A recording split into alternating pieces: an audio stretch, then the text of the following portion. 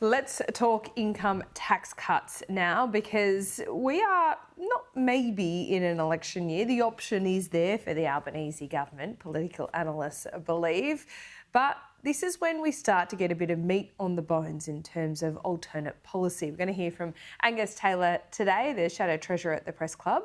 Now, let's hear from the Shadow Finance Minister Jane Hume. Jane, we've been talking about tax cuts and income tax cuts in particular for many months now. Do you have any more hints for us today? Are we going to get any more detail on what the coalition might do?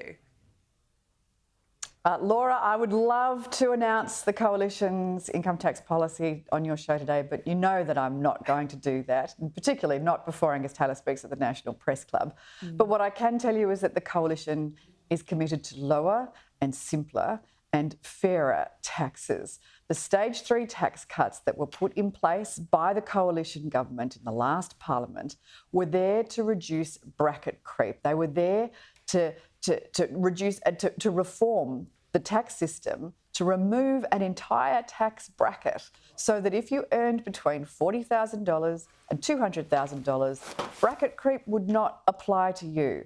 And that would inject that sense of aspiration and reward for effort back into our economy. Unfortunately, the Labor Party have trashed that reform that was inherent in the stage 3 tax cuts and instead implemented what they see is an electoral sugar hit. Now, that's a real shame because it was already legislated, the reform was already there, it was already funded, it was already budgeted. Clearly, this is a government that has no appetite for genuine tax reform. Now, we will announce our tax policies well before the next election. You'll get plenty of chance to pick over that meat on the bones before then. So we're going to get some of that detail today from Angus Taylor or no? Again, I'm not going to preempt what Angus says today. I think you've already read a little bit about what he intends to say in the paper, in newspapers already. Most of the focus I think you'll hear today is going to be around coalition's commitment to increasing productivity, to restoring fiscal discipline and to restoring tax to make sure that we have that what it is that they do best. Productivity is floundering in Australia. Indeed, it's slowed right down to a point where it's now 5.4% lower than it was prior to the pandemic. And unless we lower energy prices, lower inflation, improve our industrial relations system to make it more flexible for employers so that they can invest in their business and employ more people, until we cut that red and green tape that's getting in the way of progress, and unless we improve our tax system, well, productivity will continue to flounder. Okay. If we're going to restore prosperity and opportunities for all Australians, we must improve our productivity. Well, Telstra just announced that they're cutting 2,800 jobs by the end of this year in the name of productivity. Is that what we are talking about when talking about productivity? Well, it shouldn't have been a surprise, I think, that the Labor's own budget forecast a significant increase in unemployment. This is just the tip of the iceberg. I was yesterday in Brisbane talking to a group of small business owners that were saying that because of the restrictive industrial relations laws in particular, they're finding it so hard to keep their heads above water. These small businesses don't have their own legal department. They don't have their own human resources department. They don't have a compliance team. This is the problem, they have to do it all themselves. I mean, Telstra wasn't talking about IR, they were talking about AI. And with AI really impacting all of our lives in many aspects, and we talk about continued productivity, I mean, does it mean more job losses? Well, productivity actually means the opportunity for more and better paying and better jobs, not fewer jobs. They weren't entirely talking about AI at Telstra. This was really a shift of their business model towards those areas that are growing and are walking away from some outdated areas that are now becoming putting on cost pressures. And there are pressures, there's no doubt, from all of the shareholders. And let's not forget that the majority of Australians via their superannuation funds have shares in Telstra. There is an expectation that they will be a profitable Australian company. I imagine Angus Taylor's going to talk about this a bit today, and if he doesn't, he'll get questions about it. Your nuclear plan, is the CSIRO, let me start again, is the CSIRO correct today? You're talking about the an updated Gen Cost report. That's right. Which I will put my hand on my heart and say it did come out this morning, and I've been on an aeroplane and I haven't read the Gen Cost report. But what I would say about it is that it is one particular model with a set of assumptions and a set of inputs. It's not a costing of the coalition's nuclear policy. No, but their assumptions and what I can say wrong. is that, well, I don't know what their assumptions are, but I know that they're not the coalition's policy. So I think we will announce our policy in due time, I promise you that. But what we've seen around the world is that when nuclear energy is included in the mix as part of a balanced mix, it brings costs down. And Ontario is the best example. This is a coal mining area. They now have 60% nuclear in their grid supporting renewables, and they have half the electricity bills that we have in Australia. Australians are paying higher electricity bills than a huge number of countries around the world that have already invested in nuclear.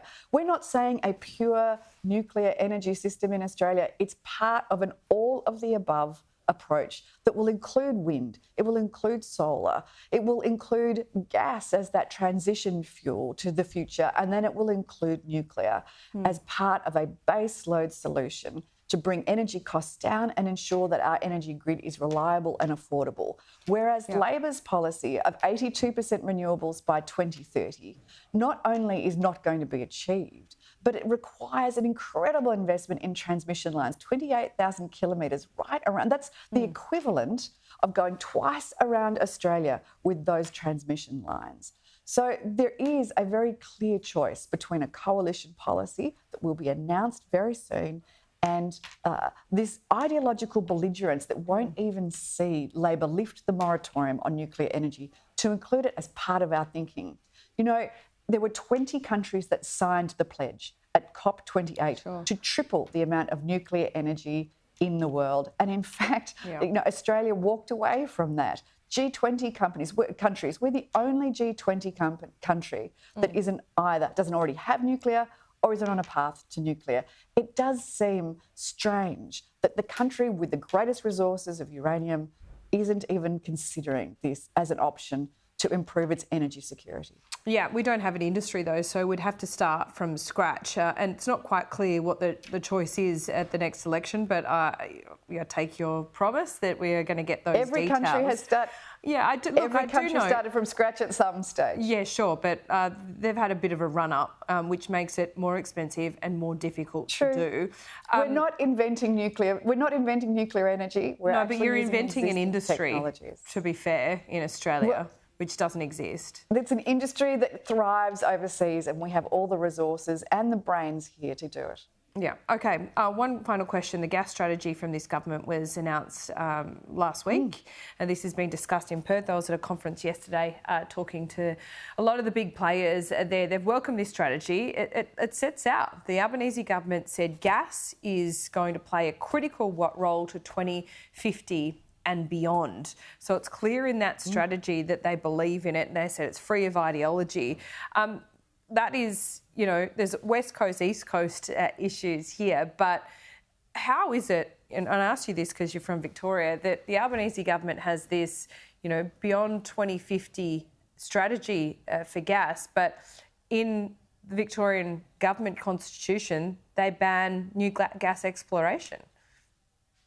Yeah, that's a very good question indeed. And you'd wonder why, particularly when you've got, wall-to-wall mainland states that have Labor governments, why Anthony Albanese hasn't been able to convince premiers right around the country to adopt his position on whether it be gas or whether it be other energy policy. The coalition agrees with the Labor Party's gas strategy, but that document really just sets out principles. It doesn't set out projects. We were looking in the budget for a reflection of that gas strategy, which came out only days before, and it didn't really seem to be there.